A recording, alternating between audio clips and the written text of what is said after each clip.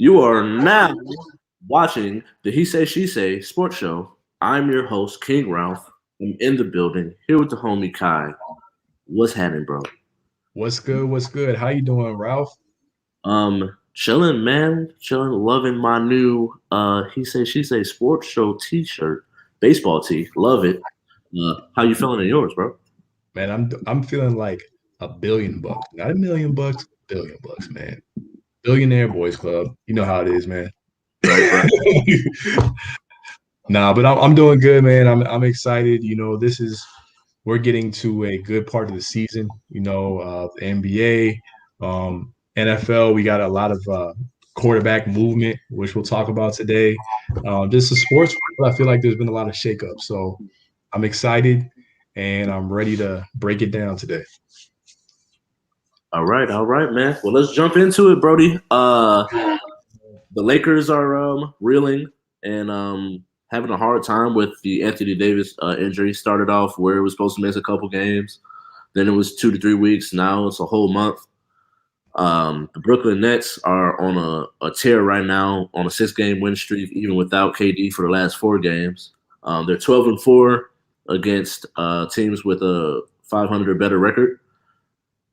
Odds makers right now got them at plus 350. The Lakers are plus 250.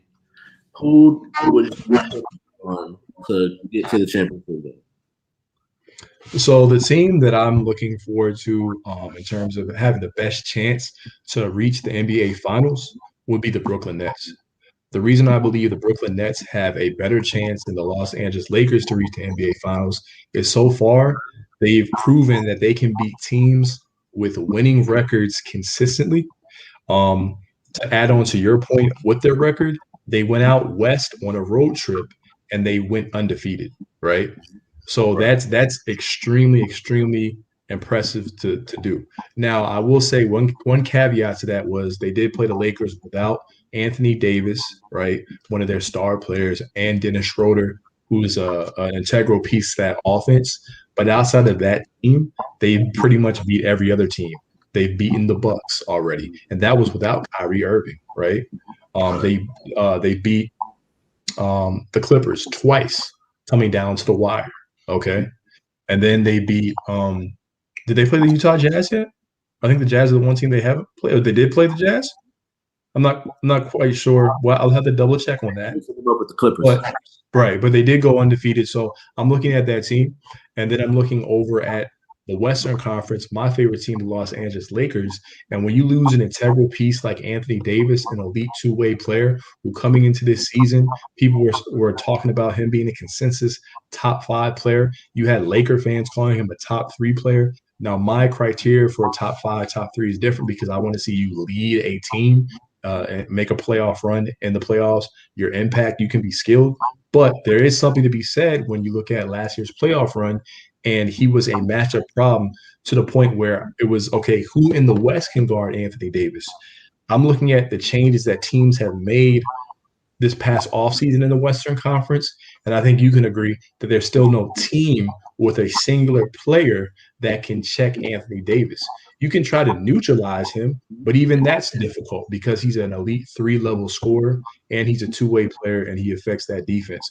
So I'm looking at injuries. I'm looking at Ramon James, who was playing lower minutes in his career, but now he has to ramp that up, right? Okay. And I'm also looking at the Marcus Sauls of the world, okay? And he's being a liability in their interior, something that I feared going into this season because I kind of knew what was going to happen there, but everything else was fine.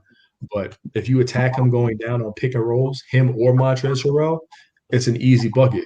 I'm hearing that they might get Hassan Whiteside, so that's something that could to definitely help if he's motivated because LeBron can bring the best out of those big guys. But right now, the Brooklyn Nets, their offensive firepower is just too much right now. We people need to stop the hate, those that are hating, accept it, accept the fact that Kyrie Irving, a combo guard, is now playing the two guard position. Okay. James Harden is in his playmaker role. Okay. You have guys like Bruce Brown, you have guys like Joe Harris, you have guys coming off the bench contributing.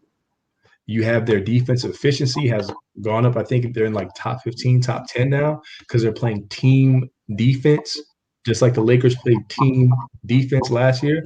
So when you factor all those things and then you look at their scheduling and potential matchups in the Eastern Conference outside of the Philadelphia 76ers, who have a Joel Embiid, who I think would be a great player prop in the playoffs because I think he could average like 40 every game in that series, but they still lack that elusive closer. And Doc Rivers is a known choke artist until proven otherwise, right? We have to keep it 100. I don't see any team that could beat them 4 times in a 7-game series consistently. Also, late game, they're scary when you look at their free throw shooting. The potential guys that can get at the free throw line. They can put a James Harden at the free throw line. Yeah. They can put a Joe Harris at the free throw. Not Joe Harris, excuse me. Joe Harris is actually shooting 68% from the free throw line. I bet you didn't know that. Yeah, wow. Even check his career. He's not a good free throw shooter, but he can shoot threes. It's crazy. He's I know, right? Yeah, it's crazy. So that's a little nugget for the audience. Yeah, 5% or something like that. Right, you're right. He shoots like 70 for his career, I think. So it's crazy. But and then I was gonna say Kevin Durant. So you look at the late game execution. Also, when people say, "Well, we heard this about the Clippers," the Clippers have a Paul George who, skill wise, he's good.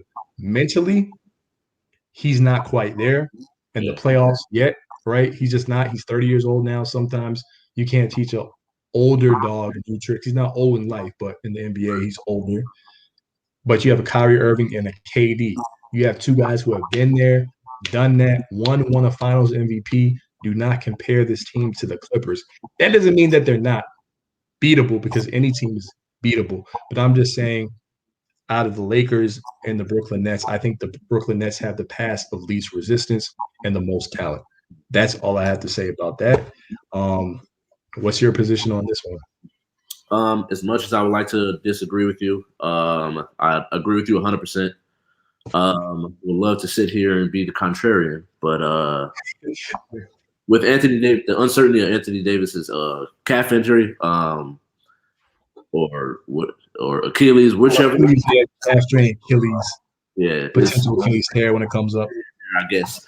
But yeah, it's like with that injury, man, I don't know. And then Dennis Schroeder being out, and then I don't know. I think that this will be the season where like they need another bucket getter, or at least let Kuz be Kuz. That's what I was gonna say. Let Kuz be Kuz. I don't think that I don't know if they'll ever get to that point. I could be wrong because Anthony Davis surprised me last season. I thought he would fade in the playoffs, and after he hit that game winner, it was like a new switch flipped on for him. Yeah, that KG switch. And then so when you flip over to, then you think about like the people that the teams that they have to play in order to get there, and the way that the Clippers been playing, it's like, I don't know, man. It's going to be a gauntlet for them to try to run through to get to the championship game this season. And then as far as the Eastern Conference, don't really see the Heat really doing it because they don't have another consistent ball handler who can go get a bucket to pair up with Jimmy. Bam's jump shot is inconsistent. Been playing better lately though, so I mean, they're getting there. I just don't see them beating the Nets. Right. Joel Embiid and the Sixers is the one that I can see it going far. I don't know if they'll be able to beat them honestly, because I'm like how he's been playing. DeAndre Jordan's not doing anything with that. So then when you start getting to the other pieces, I mean, you can match up a Ben Simmons on KD. Or James Harden because he's such a good versatile defender. And then I think as far as the closer, I was looking at something and I was kind of watching some interviews and I went back and looked at some tape and like Tobias Harris playing under Doc Rivers, I don't think can be like stated enough because like he had his best season with the Clippers when he played under Doc Rivers, and then.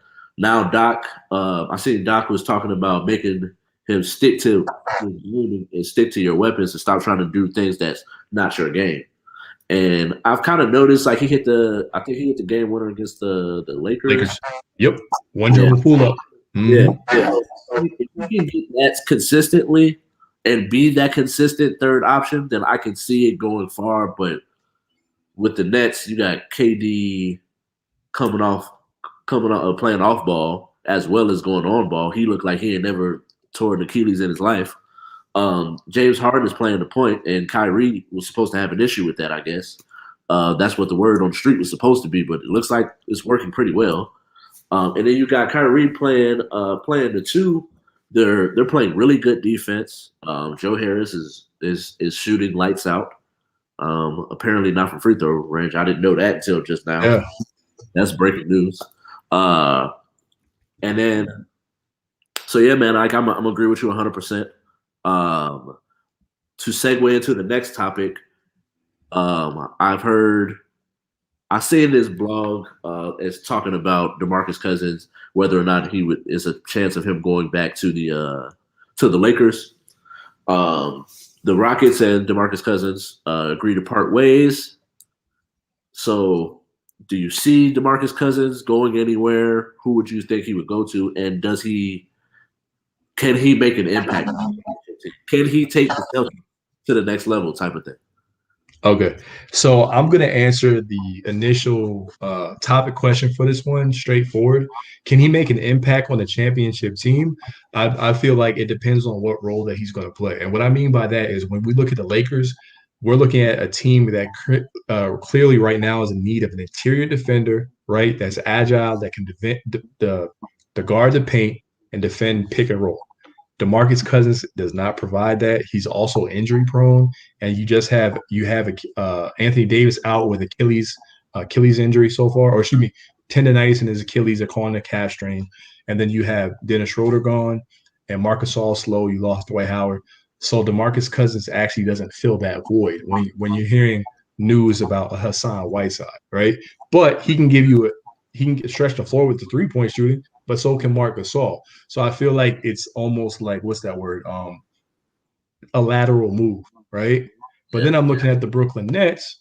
Once again, he can give you stretch the floor that DeAndre Jordan doesn't with his 3-point shooting, and he's a good rebounder and he's a good playmaker. And you're like, okay, but he's not a defender. DeMarcus Cousins just isn't a defender. He had that problem in Houston. So to answer your question, if the need is for defense, then I do not believe that. But I actually think that here's where I'm kind of going with. I actually think he could end up on a team that's neither the Brooklyn Nets or the Los Angeles Lakers. And I have two teams in mind right now. One, I know everyone talks about, the Knicks are always linked to all these different trades, but actually the New York Knicks. The reason why is because there is an assistant coach there that Demarcus Cousins played with while he was at Kentucky, and the New York Knicks currently have Mitchell Robinson, who's been out due to injury, right? And they need somebody else that can actually create their own shot, stretch the floor, rebound. They've been playing very small with guys like Julius Randle. I'm not quite sure who the guy is at center right now, but DeMarcus Cousins fulfills a need for the Knicks. They also made a move. You think the Knicks are like rebuilding or something? They got Derrick Rose, so they're willing to get Derrick Rose. They could possibly get DeMarcus Cousins. So I could possibly see him going to the New York Knicks. Another team is actually the Golden State Warriors. Reason being is because DeMarcus Cousins already has familiarity with the Golden State Warriors. He was a nice addition and piece during that championship run when he made just the small little plays, the pass there, the rebound there, the 3-point shot there. I think one of the games he got a double-double in. So he knows that system, right? And when Steph Curry goes out, okay, Draymond Green also winds up going out.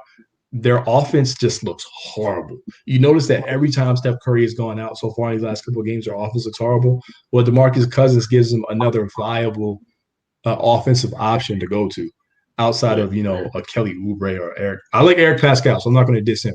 But outside of that, but Kevon Looney's injured. But once again with that, once Kevon Looney gets back, once Mitchell Robinson gets back, DeMarcus Cousins will be relegated to a smaller role. But I actually think that his services fit better for some teams that aren't necessarily in contention. That's all I'm saying. So I'm not saying he couldn't help, but just not for that defensive need. And so I think the Lakers are looking at a Mo Bamba, which you've heard of. They're looking at a Hassan Whiteside, which you've heard of. I heard the Brooklyn Nets weeks ago. Both me and you were looking at JaVale McGee. I don't know what happened with that, but the trade deadline still isn't here yet. Right. So we'll see. But I actually just think, me personally, Demarcus Cousins could wind up on a lesser team. So this is kind of where I'm going from. So I'm taking a little different angle on it. I can see I totally get what you're saying as far as like if the need is defense, I wouldn't go with him either. But like I just think like even for if you were to like the Lakers to take him for instance, yeah, he'd be cheaper. He would be he still would be a better version of Marc Gasol. Because even good point. Yeah, good point. Yeah, he can shoot just as good as Marc Gasol. He might not be a better passer. You can he's at least more efficient in the low block, better rebounder, and a better rebounder. A better rebounder. So, there you go. That would work. In order to give the Celtics some punch at the 5. See, that's what I'm looking. Yeah, Celtics. Yeah. Like the Celtics, give them some punch at the 5. I could definitely see that. Because they're just even with Tristan Thompson, as hard as he works for rebounds, they're just too small, bro. You have to be able to make Joel Embiid work on the other end. I think Demarcus Cousins could make him work. Right. He would get torched on. But yeah, they need a rim protector too, man. They need everything, man. They need Robert Parrish, man. That's what they need. Right. And then Nerlens Noel is the starting center right now. Yeah, Nerlens Noel. I was thinking. Yeah, Nerlens Noel was up there. I can definitely see that happening. I think that's an interesting thing, but like, I'm just sitting here wondering, like, what happened in Houston? Like, was it the fact that he was playing behind Christian Wood? He wasn't feeling that. Like, why didn't that work? I feel like it was the Christian Wood thing, the system that they were implementing, and they were looking at Boogie Cousins in the past tense. He looked like a lot of different times he would strangle Stephen Silas, yeah.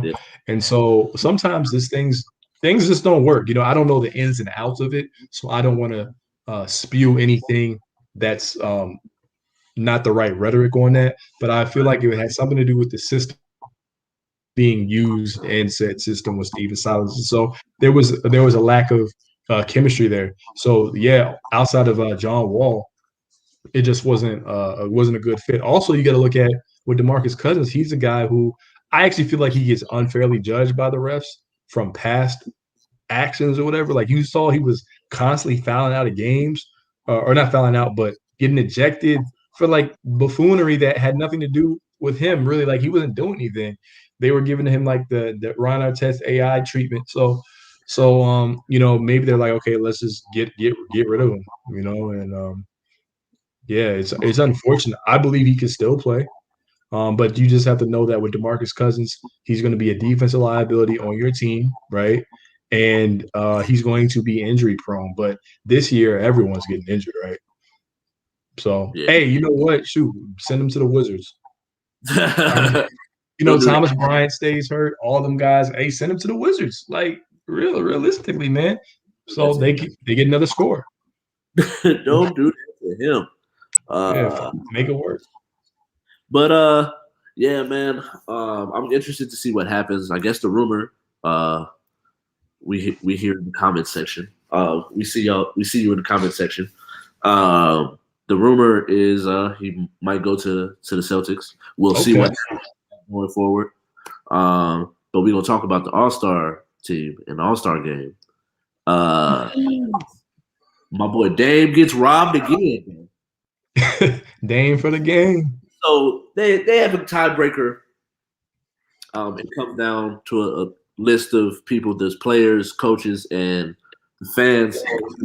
So I guess they make up the tie-breaking vote, and the fans voted in Luka. Yeah, Luka deserved to be in the starting lineup, and was Dame robbed again. So to answer the question, I actually believe that Dame, I don't even like to use the word robbed. I think he was more deserving if the All-Star game is about your level of play. So I'm going to say yes in that sense. And I'll just kind of add my little points to it. I kind of wanted to kind of open the discussion of I feel like the NBA needs to reevaluate, Ralph.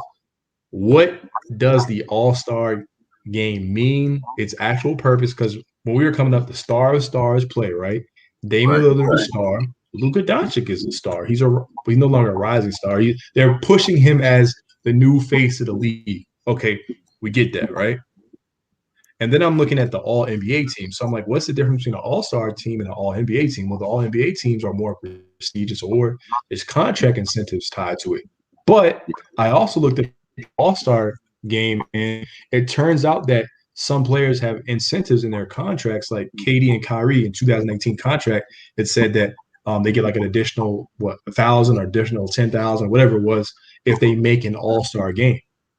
So if we're putting incentives like that and tying all-star games to that, then I think there is a level of prestige awarded to it. I'm not saying there never was, but at the end of the day, people get upset when fans vote for players they want to see. But do you really want to see a guy who's a hustle rebounder in the All-Star game? Because I've seen certain guys get voted to the All-Star game before that had good seasons, right? And then we're watching the game, they're not doing anything out there. Or I've seen Dirk, who's amazing. I'm not knocking Dirk, but I've seen Dirk. I think it was like one of his later All-Star games, and all they did was Russell Westbrook went up and down the court, and LeBron was throwing lobs, and Dirk just looked out of place. You feel what I'm saying? So my only issue is we need to establish a criteria. Is it going to be just a fun game that everyone just enjoys? The stars. You make the coaches and the sports writers and the fans vote on it. Or if it's just a popularity contest, just let the fans vote. You get what I'm kind of getting to. If it's not, then we need some type of decorum and some type of standard to it. But I actually believe that Dame is a more seasoned player, a more clutch player, a more exciting player to watch than Luka at this time. And I would put him in there. You know, I was actually thinking he would be there, but I've seen him get snubbed by not just fans but also players before. So sometimes I think it's interesting because I would think that Dame is very respected amongst the peers. So that's all I really have to say. That's all I really have to say on that. You know, because it's interesting. As far and he got the votes as far as from players and coaches. He won that. Okay, so this time, okay, yeah, he lost the fan vote. Yeah. Mm-hmm. So it's like when you start tallying the votes, like the fans vote, pretty much the fans is what boosted it. But like Dame, coaches and players knew that Dame is balling out this year. He's on a whole nother level, bro. Yeah. Like it's like for me, as much as I don't know, man. I start to have this debate, and I'm like, right now, I probably would still take Dame, but over as far as like any other point guard in the league. Okay. And so like I just think he doesn't get the credit and the accolades like he deserves. I feel like he's gonna be one of them people that's underappreciated. He gonna get the Charles Barkley treatment. Right. And I hate the way they treat Charles Barkley. And so it's tough to watch, but like Luka's nice, man. So I hate that it's at like Luka's expense where I have to question, I guess, in a sense, because it's like, all right, at the end of the day, I get it. If I was to start a franchise and look at what they were able to do for their careers and try to predict what Luka is going to end up doing in his, I probably would draft Luka before I drafted Dame, to be 100% with you. But like currently, right now, in this moment, this season, I would rather have Dame. And there's no problem or any shame in saying that. You know what I'm saying? That's how you feel, and you have your reasonings for that. So I like I said, I don't really have a problem with Dame being that guy, and he's also the go-to scorer in the clutch for them. You know what I'm saying? Not saying that Luka has not made clutch baskets because we saw that in the bubble. You know what I'm saying? But even the bubble can sometimes magnify certain individuals. I was also going to mention, I know Bradley Beal had made, and that kind of goes back to what I was saying about criteria, because Bradley Beal made the All-Star game on a losing team, and he was a leading vote getter, at his, I think, position at the Eastern Conference. I like guys like Zach LaVine. I know you're a Bulls fan, you know what I'm saying? So there might be a little Bulls bias, but I thought, okay, level of play, the way he's playing, and also I like seeing him. I like seeing Zach LaVine in the dunk contest. Right. I think Zach LaVine is a top 3 dunker ever. Yeah, I said it in terms of creativity. I've been very consistent about that. So I like seeing that he has a Kobe style esque level or style, excuse me, not level, but style of play. That was one of his idols or his idol. And so as a fan, I'd like to see that excitement. So I just think we just need to figure out some form of criteria, and are we going to continue to allow the fans to vote? Because I know there's a lot of our viewers out there, people, me and you in general, who are like, why are we voting for the Alex Carusos of the world? Why are we voting for Yao Ming still in 2021? Stop it, people. Why are we voting for Sharif Abdur-Rahim? Let's stop the cap. It continues. So yeah, Dame needs his respect, man. He should have been up there instead of LeBron last year. He should have been up there saying, "I want my damn respect." Right. Hey, like when LeBron. Yeah, but all right. I mean, anyway, that's another topic for. You want the championship? You can say whatever you want. Yeah. Like, hey, shout out Cha Lily. Like that's like, hey, bro. When you in that moment, you can say whatever. Right. Whatever you want. You won. You won the chip, man. What? Literally, you won. But did you see that they released the reserve list? Reserve. Yeah, I had the actual starters. I think the reserves are on here too as well. Yeah, so Jaylen Brown, James Harden, LaVine, Julius Randle, Ben Simmons, Jason Tatum, and Vucevic make the Eastern Conference reserves. Anthony Davis, Paul George, Rudy Gobert, Damian Lillard, Donovan Mitchell, Chris Paul, and Zion. Get in on the fun as well from the Western Conference. Were they going back to East West, or were they still going to do the pickup game? Do you know?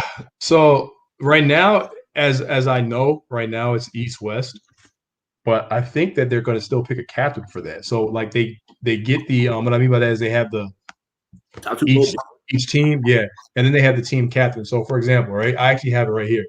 Hold up. Yeah, so they have the asterisk is voted to start, and then there should be a team captain for each. Yeah. I doesn't have the team captain. I don't know why it's not showing on here.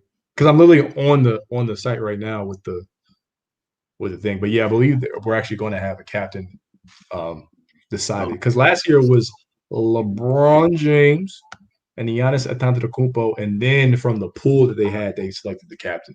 Or they selected each player, each team. Oh, okay. So I don't see why they want to go back to that. They're also going to do, Kobe, in tribute with him. So keep that alive. You got to keep that alive. Right. Yeah, I liked last year's All-Star game, and it was definitely much more entertaining. Last, so I continue. I hope, even with COVID, I hope they're able to bottle that up and be able to get that done, and make sure that that's a entertaining night for all of us, because we can definitely. Yeah. Okay, I just want to add. Okay, so yeah, it's Team LeBron, Team Durant. Oh, it is. That's what I thought. I know it wasn't Giannis. Yeah, Giannis was last year. But I knew it wasn't Giannis. I know Giannis didn't get it this year, so but I was like, oh no, it's LeBron. I just couldn't remember who the other person was. Yeah, I definitely want KD picking because Giannis be picking something else, man. Like, fam, like, what did you do? Hey, I feel like LeBron was like people that I want to play with. Right. See if you in a contract here? Hey, you should come get it. he tried to. He's like, Kawhi, come on, man. I mean, Kawhi won that Finals MVP though, so I mean not Finals MVP, but the All-Star Game MVP. So LeBron picked. But yeah, man, it is that time to switch on over, change gears, and slide on over to some football. Carson Wentz. for a third round pick and a conditional second round. From the Eagles going to the Colts. I feel so bad because was it just that? Just some draft picks? So I have it right here. Or On was there any NFL. other players traded in there? Because I want to make sure I'm not leaving anybody. I don't want to get nobody take away anybody's shine. So here it is. It says the Eagles agreed to a trade to Carson Wentz of the Indianapolis Colts in exchange for a 2021 third round pick and a conditional 2022 second rounder. Um, reported on Thursday, the 2022 conditional second round pick becomes a first round selection if Carson Wentz plays 75% of the snaps in 2021. He's injury prone, or 70% and the Colts make the playoffs. Okay. So the trade cannot be finalized until the new league year begins on March 17th. So once again, that is a 2021 third round pick and a conditional 2020 second rounder, but it becomes a first round selection if Wentz plays 75% of the snaps this season, upcoming season, or 70%, and the Colts make the playoffs. So both have to occur. Carson Wentz has to stay healthy, and the Colts have to make the playoffs. So that's very, very intriguing kind of incentives or language there. So, but yeah, they pretty much essentially got the picks for Carson Wentz because remember he didn't have much value due to the injury. That's true. That's true. So, with the trade, does it? In your opinion, does this change anything? Does this give them the kind of make them an AFC favorite? Are they a favorite, at least a favorite in their division? Okay, so I'll put it like this: as a Baltimore Ravens fan who faced the Indianapolis Colts, they have a very fast defense, right? From what is it, side to side, so you have to beat them north south. I think his name is I want to say it's Darius Leonard. Was the linebacker star player, very very good. They have one of the better offensive lines, which can protect Carson Wentz. They have Michael Pittman, which I like. They have Frank Wright as a play caller who can utilize his receiver weapons very good. They use a lot of different screen passes, which will help Carson Wentz get the ball out quick. T.Y. Hilton, I believe, is in that free agent wide receiver class. So I think if they can add another wide receiver, if that line can protect Carson Wentz, they have a running back in Jonathan Taylor, right, in the backfield, a young running back, okay? Add another weapon or two around Wentz. I think maybe another tight end or so. I believe Trey Burton is also on the Colts. And remember, Trey Burton he has a rapport with Wentz before. So you look at that and you look at that defense, right? And them being a playoff team, they're definitely a contender. I believe they can make a leap the way that the Browns, okay, made a leap last year. Because remember, the Browns last year, no one had them going to the AFC Championship game, but they were a projected playoff team. Okay, if the Browns with a lesser defense than the Indianapolis Colts in terms of personnel, right?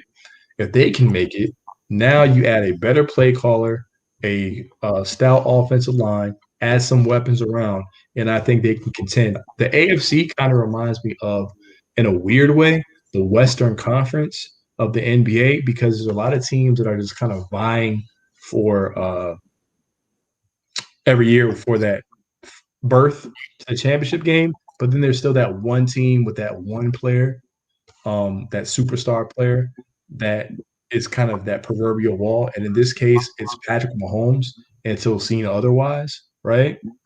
And so, but other than that, I believe the Colts can definitely make a run on the AFC. Now, as far as the Eagles, because I think kind of want to touch base on the Eagles, where does that put them? The Eagles, they can look at possibly quarterback situation. Would they wind up acquiring maybe a Cam Newton? Are they going to continue to moving forward with a Jalen Hurts? You know what I'm saying? So we'll see what they use those picks for in the draft. But right now, I think that it's a fairly, I'm going to say even trade because we don't know the health of Carson Wentz. So I don't want to say the Colts won because Carson Wentz, his health is kind of in question. But what are your thoughts on it, man? I'm curious to hear what you have to say about this one. I think it's a win-win for both. Because I think if Carson Wentz can learn to play within the pocket and not take so many risks, which I think, like, when you have a better team around you, you don't have to take as many risks. Right. When you out here scratching and clawing for every yard and putting yourself at risk, it's mostly because you might not have the receivers or you don't know if you'll be able to get these yards on the next play. So it's like if he was able to play with Michael Pittman and Jonathan Taylor, a really good offensive line, as well as a defense that can get after the ball and get after the quarterback. Like, I think with the pieces around him, I think that draft pick will end up being a first round pick.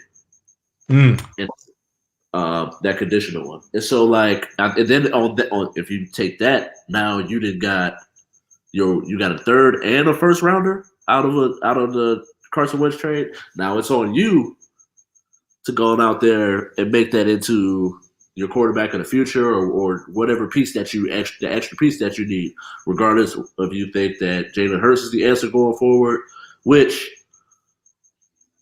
I think he can, but I feel like with quarterbacks like Jalen Hurts and like the Lamar Jacksons of the world, the bad things that happen to them, or like when they don't play well in the bad games that they have, I think they always go like, oh well, look, he's look, mobile quarterback can't throw the ball from the pocket, but then it's like look at his receivers, look at his team, look who he's actually throwing the ball to, as well as look at the plays that they're actually running for this man. It's like, why is everything a bootleg? Like, I guess you got to move short, but like, I'm like, why are you being a bootleg, bro? Like, you're not helping your quarterback at all. Right. When you're cutting off half the field, now you can't even make the throw to the backside because that's a far ass throw. But like, it's a far throw, bro. So it's like, I think they're putting them at a disadvantage, and then the media will say this person is this, and so it's like but I do think it's a win-win. It can end up being a win-win when it comes down to it in the end for like a Carson Wentz and the Colts, and then the picks that they could possibly get. Just depends on who they actually pick, if they're able to develop them into something.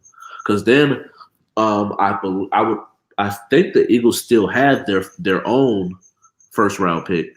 So it's like, if let's just say they don't play well this season, you get a top 5, top 6, 10 pick. Then you get the Colts pick, regardless of how far they get. That's still 2 picks within 25 range. That's a good point. That's true.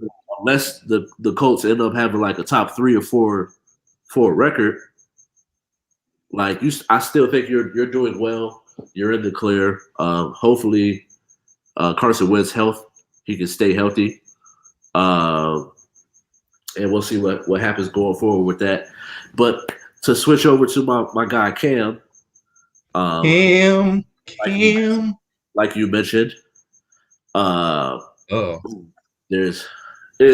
I think a lot of things that ESPN has trickled down to certain things, and the way that you can hear the things that people see, talk about, and the things that they do is based on like the TV that they watch or things that they see.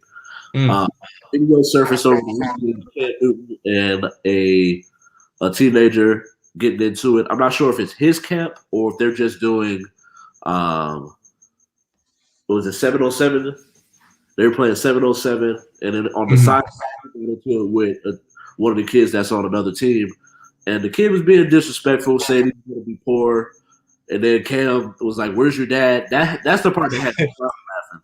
So it's like, bro, no, where's your dad? Right. Yes. Where is your dad? Where is this the end for Cam, or like did you see enough within the dysfunction that was in New England Patriots within the COVID season to say, like, you know what, I would give him another shot? Man, look, man, I gotta tell you, bro, it's the end for Cam, man. He's going to the CFL. No, I'm playing. Look. That's how ESPN and some people be talking about him, bro, man. Look, man, let's keep it a buck. See, that's what I love about the show. We keep it a buck, right? This is not the end of Cam Newton. Do I believe that his body has failed him? Yes, I do. But I believe that partially has to do with COVID, right? So we have to look at the facts, right? The facts of the situation, situation that Cam Newton found himself in joining the New England Patriots was he joined a team, the New England Patriots, that the GOAT Tom Brady left. Why did Tom Brady leave? Because of the lack of weapons on that team, the lack of wanting to assist or add to Tom Brady's, productivity and making a competent offense. The New England Patriots were not a competent offense last season, right? As a Ravens fan, right? I looked at the New England offense, and I talked to a lot of Patriot fans last season, and it was pretty much a low budget, great value version of the Baltimore Ravens. But that's all they did, and they had lesser receivers, and our receivers just horrible, right? But these receivers, his best receiver last year wound up being, I believe his name is it Jacoby Myers is the name of the receiver, the person who played quarterback in college and was converted to a wide receiver. Stop it. You know what I'm saying? Then he had no training camp. He caught COVID in the middle of the season or beginning of the season, and he missed games due to COVID. When he came back, he was not the same. Okay, he didn't have protection up on that line. They used him as a crash test dummy, the way they used Tim Tebow as a crash test dummy when Josh McDaniels was the offensive coordinator. That game, I believe they played against the Jets or the Seahawks when they had a chance to win in the clutch, and Cam was coming down. And then at the goal line, I said, he's running to the left. What did he do? He ran to the left. What did the defense do? They stopped him to the left. So I was like, bro, you know what? It's over, Josh McDaniels. And people on Twitter were like, oh, man, they'll get it next time. I'm like, no, man, no next time. That's the difference between winning a division and going home. You know what I'm saying? I think they what was their record? Do you have the record on 7-9? Was it 7-9? Yeah. So I looked at that, and I'm not absolving all of Cam Newton because yes, there were throws that he could have done better, but he had no one to work with. Like I said, he was a great value version of the offense that I had to see this year, right? So, and not to constantly project on my team, but I'm just saying I saw similarities, and I talked to actual fans of said team. So that's what they were telling me. They're like, "Yo, it's a stripped down version of what y'all got." So you guys need a big receiver. We need Kenny Golladay. So, that's what the Patriots fans want, Kenny Golladay. So I feel like he still start in this league, but I don't believe he's going to play at necessarily a Pro Bowl level. But if someone's looking at him to play at a Pro Bowl level, then, well, that could be kind of difficult. He's still a competent quarterback. I don't want to see him be a backup quarterback. He could possibly once again go to the Eagles. Maybe he's a backup quarterback in the Ravens, but I don't want him to be run to the ground like that. So, and we have our own issues. I heard the Bears, I believe, was a rumor too. But I think Cam he did what I believe Cam did the best that he could out of the pieces that were around him in the situation that he found himself in. That's the best way I could describe it. And I look forward to seeing how he progresses next season, and hopefully he can get some help. So that's all I got to say about that, man. It was just an unfortunate situation last year. Yeah. I think a lot of it was like and a big shout out to Beal Made, wonderful sports journalist on ESPN. I was live, and Marcus Spears had me hot, bro. And then she hopped in, and there's sometimes when she was saying stuff, I'd be like, I got my eye on you, lady. And then she got to talking and started talking about everything that I felt in my heart. And I was like, yo, I just stood up and applauded in my living room. But like, it was that deep, huh? First thing came out her mouth, she starts breaking down stats. And she's like, Cam Newton, everybody knows Cam Newton's problem has been with his accuracy. But like, as much as people want to bring that up, Carson Wentz has what is it? The stat where they measure you actually hitting your receiver and them dropping it versus just overthrowing them. Right. Wentz is way worse than Cam Newton. It's so many different stats. His QBR, passer rating, and even that next gen stat puts him below Cam Newton. But he was just traded for possibly a first round pick and a third round pick. But Cam Newton in a probably a even worse situation than Carson Wentz's situation. At least the coach is better, but I don't think the team was any better. Right. Especially the offense, because there's nobody. He ain't got no Miles Sanders. He don't even have an Alshon Jeffrey. It's like for all the points that you brought up, Jacoby Myers is his top receiver, and then seven players on starters on defense are not playing for the season. So they still went 7-9, and at one point they were 6-6, and then they just had a bad stretch. They go 7-9. When they played the Chiefs when Cam got sick, they were 2-1. And then Cam got COVID. He almost threw for 400 yards against the Seahawks. Right. And then we still talk about that same talent. So he was able to overcome a lot. And I don't think that I think he showed enough. I watched the I Am Athlete episode with him on it, and I thought it was a dope episode. I'm glad that he got to speak his piece and speak what he felt. I actually agree with Chad. I think from what I've seen, and if Bill Belichick is the evaluator, I think he is. I think there's a high possibility of Cam coming back for another season with all of the OTAs, training camp, and actually going into the season without needing surgery. And so, I think all of those things, put them together, Cam's going to end up coming back to the Patriots. That's where I think he would go. I could see the Eagles. I believe him when he says there's not 32 quarterbacks or there's not 32 guys better than me. Right. I mean, they act like the dude is like Achilles Smith or something. I'm like, right. Yeah, nah. Far from that. But but onto the segment I've been waiting for. Oh shit. We're gonna bring in my boy Tar. Play that cannabis second round knockout music. Oh man. Joe, not playing. But 4, 3, 2. We're gonna bring Tar into the stream. Yeah. And we're gonna talk about our top 5 wide receivers over the past, was it like a month ago when they introduced, a couple weeks ago when they gave the Hall of Fame. What's happening, Brody? What up, bro? What's up? Man. Doing good, Brody? I'm doing good, bro. You know, my Wi-Fi on my computer is like just gone kaput, but hey, you know, we out here living. Making it work, you know. But Drew Pearson, Calvin Johnson were inducted into the Hall of Fame. Among others, we'll get to that in a later episode. I want to break down individual positions by position. But what do you think about those two going into the Hall of Fame? One is he's been retired for a minute now, so for him to finally get into the fame is one thing. Calvin Johnson, on the other hand, had a shortened career, but his potential and what he's actually able to do is hard to argue him not being one of the best wide receivers ever. What are your thoughts on those two going into the Hall? Either one of you fellas. Oh, okay. I'm sorry.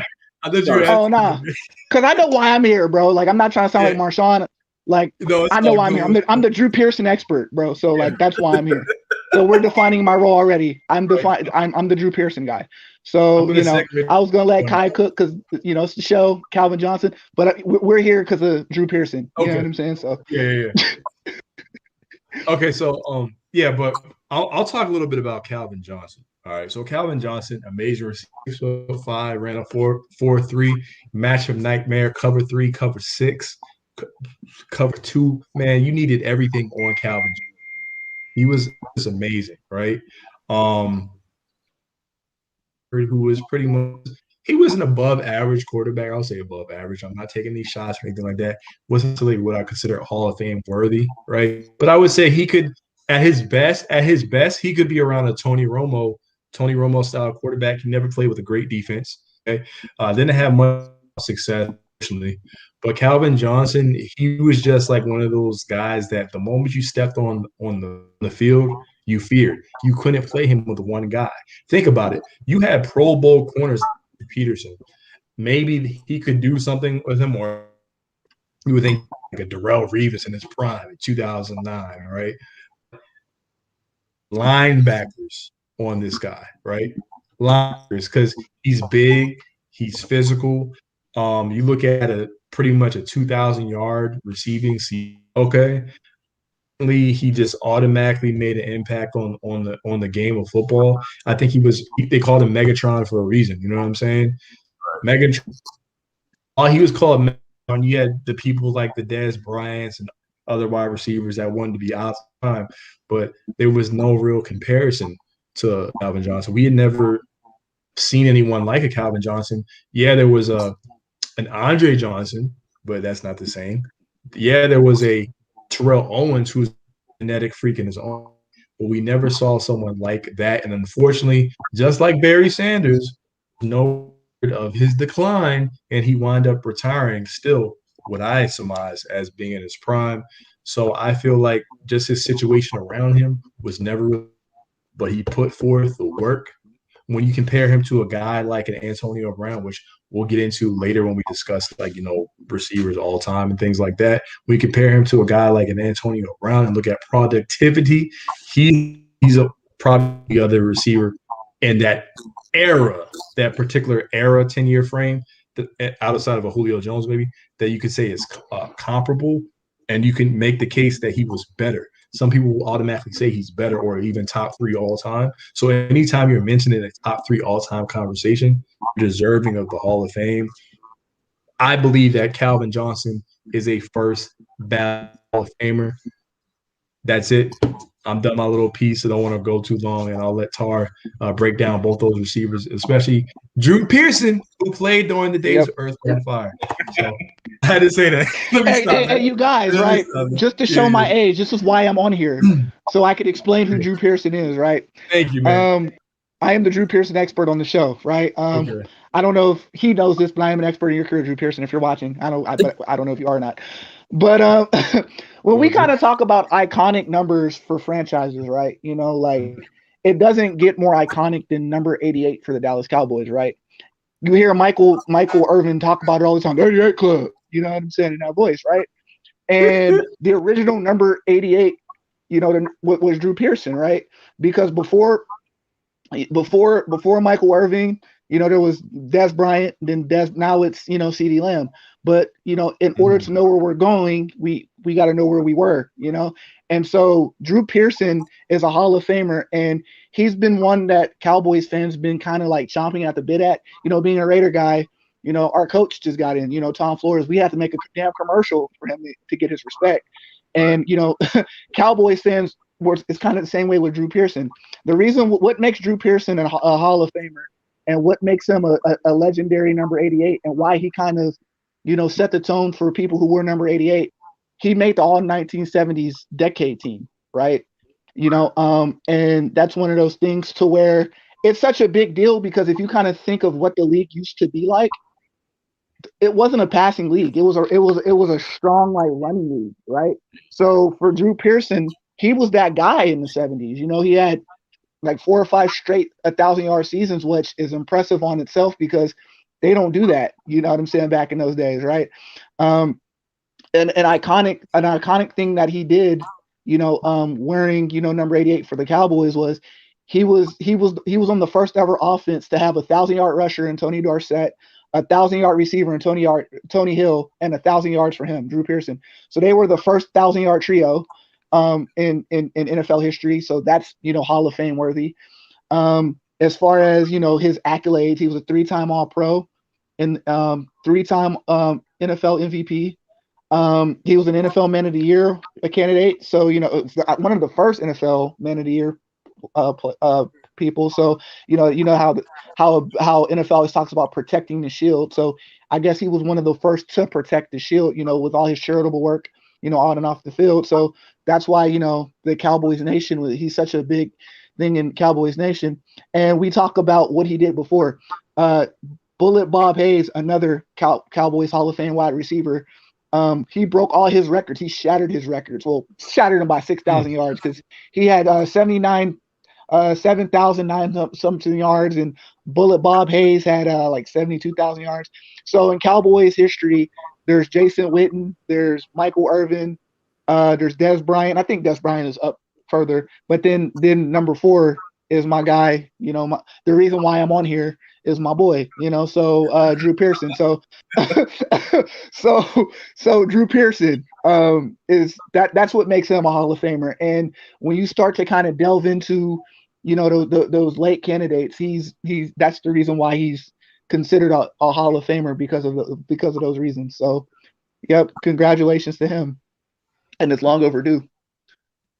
Hey, that was beautifully said and well put. And I myself became educated just from that information. So we definitely appreciate your insight on that. Yeah, because it's definitely appreciated, man. Because it's like I know as we get older, we start thinking about like our childhood and things like that. And so I think we only get to a certain point. So the people that come before that, regardless when we start talking about basketball, who's the GOAT in basketball, your top 5 in this. For me, I know me personally, I can't really speak on people I didn't see play. Mm-hmm. So it's like unless like you go to look at the numbers and then you look at highlight tape and it's like, all right, cool. And I'll get this. I'll get this further, but to use him as an example, like Jerry Rice. When you watch Jerry Rice play, like it's like, all right, he's a hell of a route runner, but he didn't really like yo, that man was wild. But then when you go look at those numbers, there isn't a wide receiver that's close to him in a majority of those categories. So it's like it's one of those things where you can only get so much of the picture. So I can't really speak on people I didn't really watch play. I do think, and I've had this conversation with my dad as far as like people, his stats haven't changed. So why did it take him so long to finally get voted into the Hall? And Tar, do you know the kind of like the rules or how they go about the Hall? So to explain that. So it's 16 current media people, right? So whoever's current media at the time, that's who votes. That's why Terrell Owens wasn't a first ballot Hall of Famer, because he didn't get along with the media people. So that's one of the things, right? The greatest atrocity ever. But I think when you start to kind of delve into wide receivers back then, like you fall into the system of how football was back then, right? Because if you look at a lot of 70s and 80s wide receivers, their stats weren't all that crazy, right? It was like 50 catches, 1,000 yards, and like 4 or 5 touchdowns. It's not their fault they played in a running era, right? So me and Kai had talked about Steve Largent yesterday, right? Like the reason why I'm such a huge Steve Largent guy, because number 1, he was undersized. Number 2, he was on a run-oriented team, but this dude had 12,000 career yards in an era where it wasn't passing. So you kind of got to give him his flowers, because damn, that shit's hard, right? Right. So that's where it's hard for like these older wide receivers to not get in the Hall of Fame, because you look at a guy like Torrey Holt, right? Torrey Holt should be in the Hall of Fame, but he's not in the Hall of Fame. And Torrey Holt has video game numbers, right? And he was putting up video game numbers, right? But why isn't he not in? He has the Super Bowl. He has all that. You look at a guy like Hines Ward. He might have been a boring wide receiver, but he has Hall of Fame numbers. He has a Super Bowl MVP. So now you kind of look at guys like Drew Pearson, who don't have the numbers like that. You know what I'm saying? Like, has a Super Bowl, has had the accolades, but their numbers aren't. So how do you justify to a person like Torrey Holt and Hines Ward, yo, you're not a Hall of Famer, but this guy that played with my grandfather, when the helmets were foldable, right? When he played back then, my numbers are better. So how do you explain that, right? So that's why they had to have its own separate section called the Golden Era or something. So that's where you start to see. That's why you start to see older players like start have their own section of the Hall of Fame. Tom Flores fits in that category. I said Bob Hayes earlier; he was in that category. So they have a separate. Category for modern day players and golden age players. So that's why, because you can't compare the numbers. It's not fair.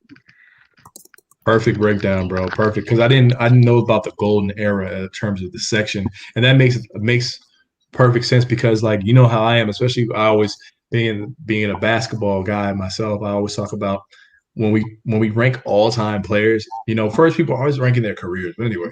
But I always say two different players, two different skill sets, two different eras, two different sets of rules. You can't compare Wilt and Michael Jordan. You know, they made all the rules harder for Wilt Chamberlain. And then, like you said, with the NFL, run first, the Jim Browns of the world, the Steve Largents of the world. So the rules were different. You know what I'm saying? The defensive schemes were also different. So, I mean, it's going to be different eras. Also, what somebody values as well. So, but in terms of I always say greatness is greatness and greatness transcends eras. And if you're great in your era, you can be great in another era, maybe just in a different way. But you should still be recognized and awarded for that. And so Drew Pearson clearly deserves to be in the Hall of Fame based off of the facts that Tar laid out alongside of one, obviously, Megatron. So, yeah, really well said, Tar. Thank you, bro. Who would like to go through? Let's get to it. Let's indulge. Well, I think I need some water after that soliloquy, so I'll let Tar go first with his top five. So okay.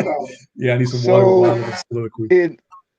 In order for me to break down my list, I'm gonna explain to my criteria because for me, my list is actually in order of top to bottom.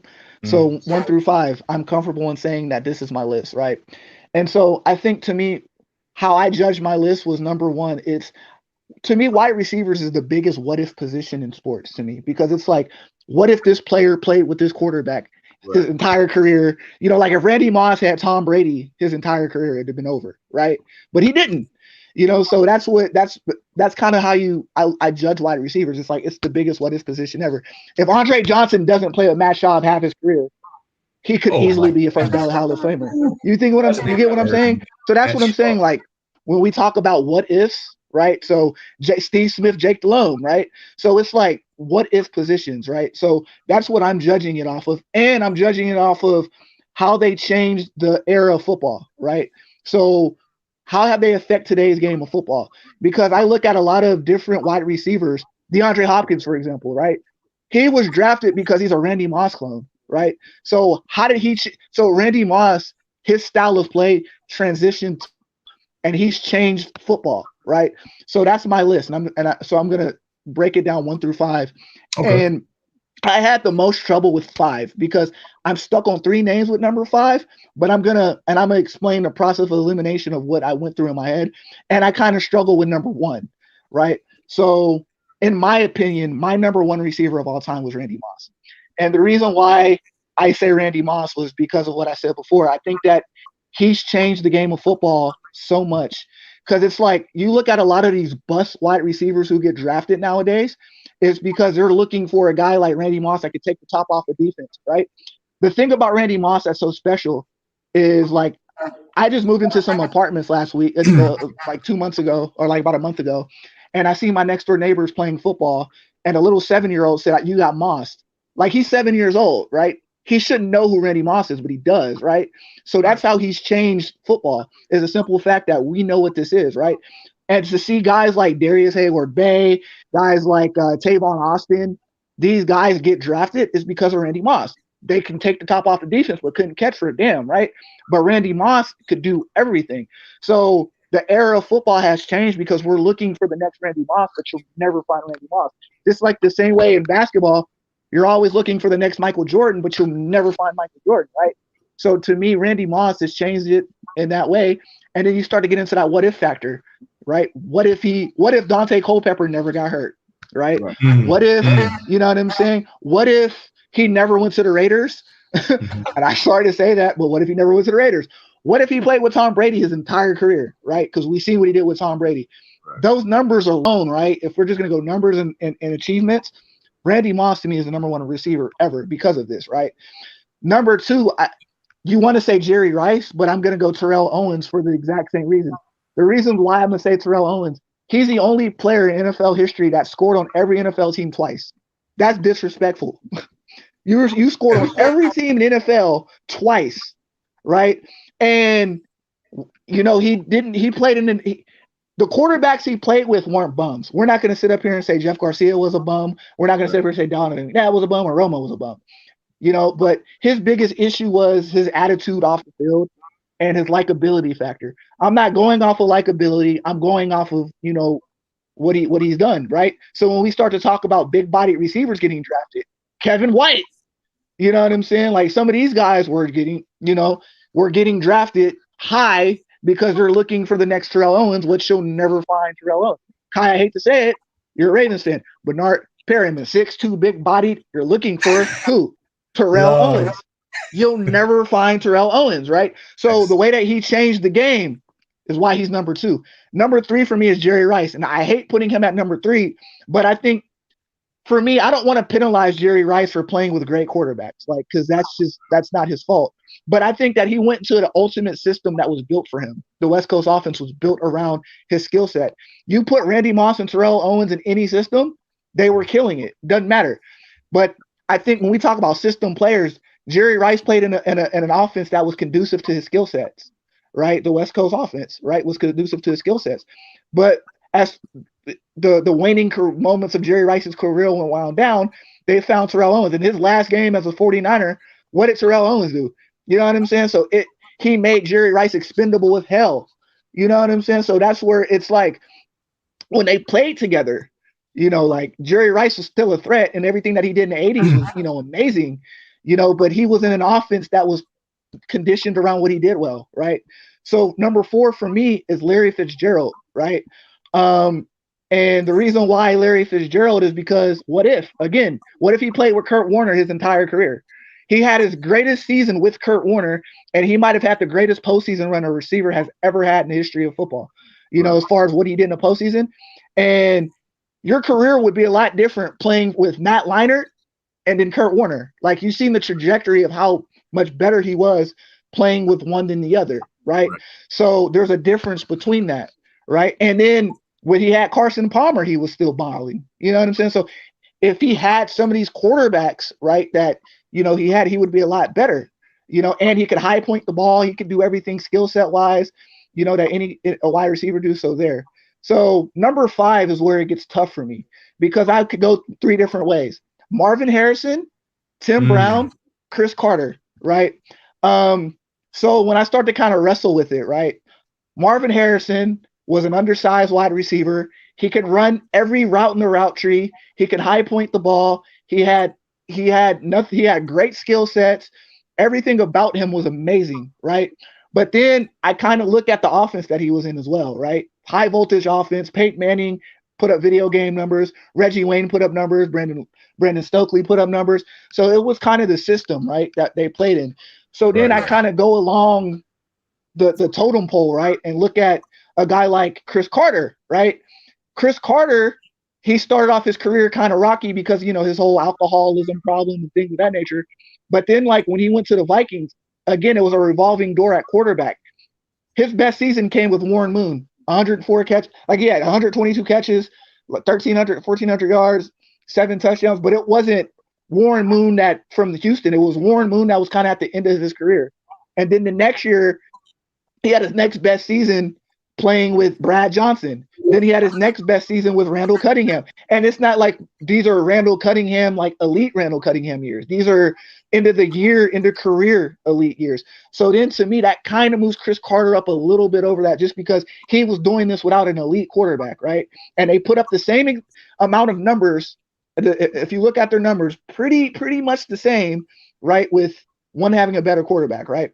So then I go to Tim Brown, right? And you look at Tim Brown, right? Tim Brown was not only a wide receiver, but then he was a returner and he was the ultimate weapon, right? So if you kind of look at the Raiders, and why I hate Raider fans so much for hating Derek Carr, right, is because to understand where you are, you got to know where you've been. Tim Brown has never played with an elite quarterback until he got Rich Gannon, and he was old as hell, right? So I want to say Tim Brown has had 20 different starting quarterbacks in his career, but don't quote me on that. But I can name Jeff Hostetler, Donald Hollins, Andre Todd Marinovich, like these are very bad quarterbacks, right? Very, very bad quarterbacks. is what I'm getting at. And he had 9 straight seasons of 1,000 yards with really, really bad quarterback play. Really bad quarterback. So again, what if he played with the elite Rich Gannon? He played with the MVP Rich Gannon his whole entire career, right? Yeah. Returning kicks, and the numbers, right? So for me, he's number 5, based off of the circumstances that he was put on. And he never tried to leave the Raiders when he should have left the Raiders, because the Raiders were horrible. But he never tried to leave the Raiders, right? So are we going to fault him for playing on a bad team and being top 6 all-time receptions with 1,000 receptions, the 12 being top 5 in yards and top 5 in touchdowns for being on a bad team? Like, his team was horrible, his quarterbacks were horrible, right? And to still put up numbers to still put up numbers at 40 with Rich Gannon, that's crazy, right? So that's my top 5. I would say Randy Moss, T.O., Jerry Rice, Larry Fitzgerald, and Tim Brown. That's mine. That's a strong top 5, bro. And I love how you broke it down, man. Very, very detailed. Very detailed. I appreciate it. We appreciate it. That was awesome. My top 5, I'll pretty much break down my criteria real quick. As you guys know, I love criteria. But what is the receiver's job, Ralph? To do what? Catch the right? So yeah. So anyway, man, that was like some Blues Clues moment, guy. Anyway, no, but man, I almost deleted my notes. But no, I look at skill set, right? Sorry, when I look at skill set, I'm looking at hands, catching the stupid ball, right? Catching, not dropping the ball, catching the ball. I'm looking at route running, how much of a technician you are. I'm looking at big game performances, because when we measure greatness, right, how good you are in the big games, right? Playoff games, Super Bowl games. I include rivalry games, what you're doing in comparison to your peers. You know what I'm saying? I also use a little bit of productivity, because I like productivity, productivity, right? Who doesn't like productivity? So I did 1,000-yard catch seasons. And then I did, because that's a benchmark for receivers, apparently across all decades. And then I'm looking at 100 catch seasons, because I did a little math, right? There's 16 games in an NFL season that are playable, right? Because most times starters rest in week 17. And I said, if say a good enough receiver will catch at least 5 passes a game, regardless of the quarterback, I would hope, right? Even guys like Hollywood Brown should be getting 5 catches a game. But anyway, yeah. So, and that would total about 80 catches. So I said an elite receiver should be at least get in a good season, a really good season, 100 catches. So here's who I have. Number 1, I have Randy Moss. The reason why I have Randy Moss is because when I think of Randy Moss, what's the first thing you guys think of? You got Moss. He's transcended, period. No question about it. As a rookie, he made an impact as a rookie. How many receivers can say that they scored 16 receiving touchdowns? Also, Randy Moss was part of 2 of the greatest offenses in NFL history. The 1998 Minnesota Vikings that went 15-1, and the 2007 New England Patriots with Tom Brady and Bill Belichick. So he's part of the 2 greatest offenses. The common denominator was Randy Moss. The quarterbacks were different, but the number 1 receiver was the same. Also, his best season, I chose 2003. People choose 2007. I said 2003. Sure, he broke Jerry Rice's receiving record, 23 touchdowns, but in 2003, he had 111 catches, 1,632 yards, 17 touchdowns, 65% catch rate with Dante Culpepper as quarterback. His Super Bowl, he had 5 catches for 62 yards. They only scored 1 touchdown. Who scored the touchdown? Randy Moss.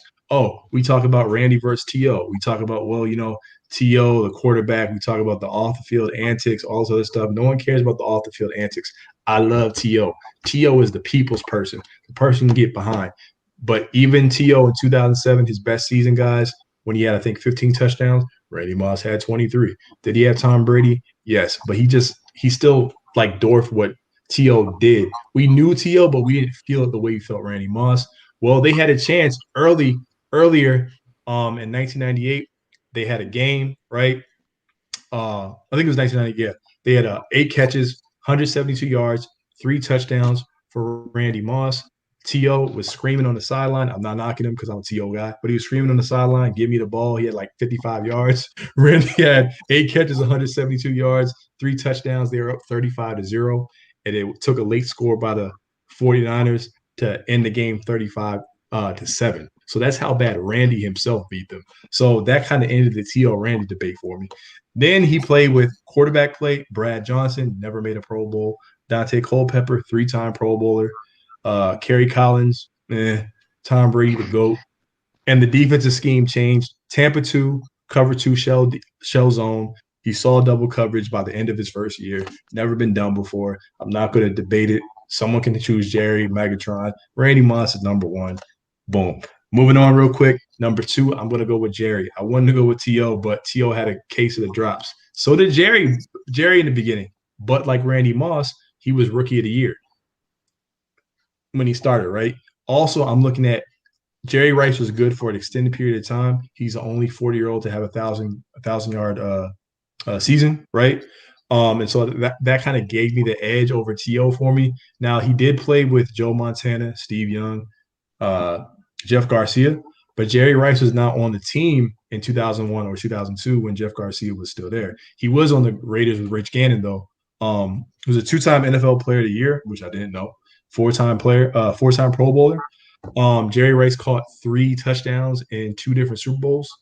His best season, 108 yards, 108 catches, 18,448 yards, 15 touchdowns, and 69% catch rate. 400 catch seasons, 1,000-yard catch seasons. He had 14. He dominated in the 80s, 90s, and then he capped it off, in the 2000s. So I just think he had a consistent body of work. So that's my number 2. Number 3, T.O. Super Bowl. He played with the ligament, the piece of metal in his ankle. We all know that. 9 catches, 122 yards. But I'm just showing big game dominance. He played with Jeff Garcia. He played with Donovan McNabb, who threw up in the huddle. He played with Tony Romo. He played with Carson Palmer, who I always thought was a bum. I'm sorry, just being real. I'm a Ravens fan. I'm allowed to feel that way. He's retired. I'm telling you how I feel about him. And he played with Ryan Fitzpatrick. Stop it. All right, and then we're going to go with oh, wait, my bad. Terrell Owens is number 4. I'm sorry. I have Larry Fitzgerald ahead of Terrell Owens because I believe that Larry Fitzgerald, he played with lesser quarterbacks, okay? He played with Derek Anderson. You know what I'm saying? Derek Anderson, man. Come on now. He's playing with a rookie Kyler Murray. He did play with Kurt Warner. He played with Carson Palmer once again. He was the fastest receiver ever to 10,000 receiving yards before Julio Jones broke it in a more pass-friendly era. He has 9 1,000-yard catch seasons, right? He has 4 seasons where he had 100 catches or more. His best season is actually so good, it's arguable. He has 3 seasons which you could choose as his best season, right? Because he had multiple over 100 catch seasons. Larry Fitzgerald was a technician. He could play on the outside. He could play in the slot. He took passes across the middle. Terrell Owens, out of his own mouth, even though he was, strong and stuff, he said he didn't like taking hits across the middle.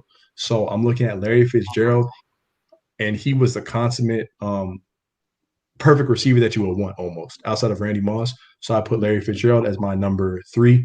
Terrell Owens is my number 4. Jerry Rice is my number 2. Randy Moss my number 1. And last but not least, everyone, I have Antonio Brown as my number 5. I know people are like, in the stream now because you said Antonio Brown. But I'm choosing Antonio Brown for these reasons. Compared to a Calvin Johnson, which we mentioned earlier in the show, Antonio Brown, 6th-round pick, right? 5'10", undersized, okay, right? And he was able to come and become, right? He worked his way in becoming the number 1 receiver on that team. I had to see him 2 times a year in our conference. I remember moments. I remember what he did on that 3rd down play against the Chiefs in the playoffs when he ran that drag route and got the 1st down.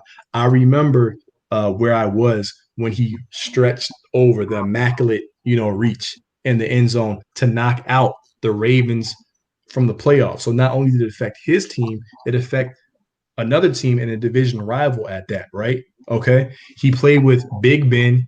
He played with low budget Michael Vick, not the prime Michael Vick, for a couple of games. He played with the GOAT, and he scored on an all-pro safety in the end zone, and it got a touchdown. Okay.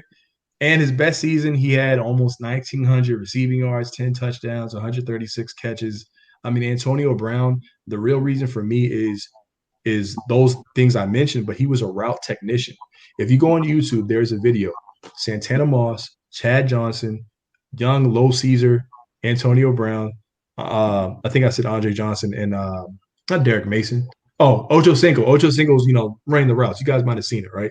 This back, I want to say it was like 2011 or something like that. And Antonio Brown, he's running them crisper than everyone there. I'm like, who is this dude? Right. And from that moment, I was like, this dude's going to be special. And I feel like people use his off the field antics, his off the field situations, right, which we're not really going to bring up, but they use that and they forget because people have amnesia real quick. They forget just how dominant it was.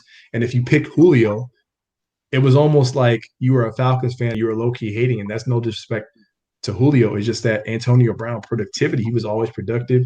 He could score touchdowns, and he didn't have to take plays off. He always stayed on the field, and he returned punts, something that his peers, Calvin Johnson, his peers, what's the other one, Tarian? Calvin Johnson and Julio didn't do. So that is why I'm going with Antonio Brown. So my list, guys, I have a guy from the 80s and 90s, 90s and 2000s, and then 2010s. And those are my 5 guys of all time. There we go. Had to give you some time, Ralph, for that. Yeah. For me, for if you watched enough, I like to go. So okay. My 5 looks very, very, very similar to you guys outside of the 5. Obviously, I think we all got the same list except for the 5. But like James Thrash, I was between the same people except for I wanted to, just for the sake of argument. Right. I'm a big Shannon Sharp fan, so I was listening to him talk about his brother and his brother's stats, and it really got me thinking. And I went and looked at the tape, looked at his stats, compared him to like Calvin Johnson, even who had a shortened career, and even compared it to like Jerry Rice's first 7 seasons. And it's like the numbers this man was able to put up, and even in '89, he had 1,400 yards, 90 touchdowns, 90 receptions and 12 touchdowns. And I bet you if I told you who the quarterback was, you would be like, who the hell is that? Bart Starr? No. No, it was I know who it was. Gus Farrat? Was it Gus Farrat? No. It was I know exactly his name. I forgot his name. I know who it is. He was in the Packers, right? He was on the Packers. He was number 7. Yeah. Yeah. Not Mike Holmgren. Mike Holmgren was the coach, though. That's the coach. Yeah. It's like for the numbers he was able to put up, and then him having 18 touchdowns. He had in his first 7 seasons, he had over 900 yards in all in out of 6 of the 7. As a rookie, he had 800 yards. God damn. As a second-year player, that's when he went off for 1,400. Next year, he has 1,100. Then the next season after that, 961. Then he jumps back up to 1461 when you get Brett Favre. Go to 112, 94, and then you have 18 touchdowns, 11 touchdowns, and 13, and then you happen to get hurt. So, like, for me, my criteria, I kind of go along the same lines as you guys: route running, explosive plays. Are you a difference maker on the field? Does the defense have to cater to you when you're on the field? And so, as well as for me, no matter the criteria, no matter the sport, if I had to pick one game, and I have one game, and I have to pick this is my list of people that I would need to pick for this game. The last time I seen the man play, I can't really sit here and break down and try to pick anybody else. But it was really close for me. Tim Brown was on my list as well. Like you said, the nine seasons where he had over 1,000 yards with trash quarterbacks. 8 of those seasons he had over 1,100 yards. And so it's like for him, he was always somebody. When I was growing up, Chris Carter was my dude. You touch the ball, you should catch it. Like that was, I've always been the one to repeat that. And so it was a tough one, but for me, just for the sake of argument, and we've all picked very similar people.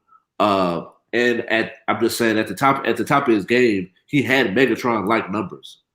Right. He was also 6 foot at like 210. So it's like Sterling Sharp was an amazing wide receiver. So that's my 5.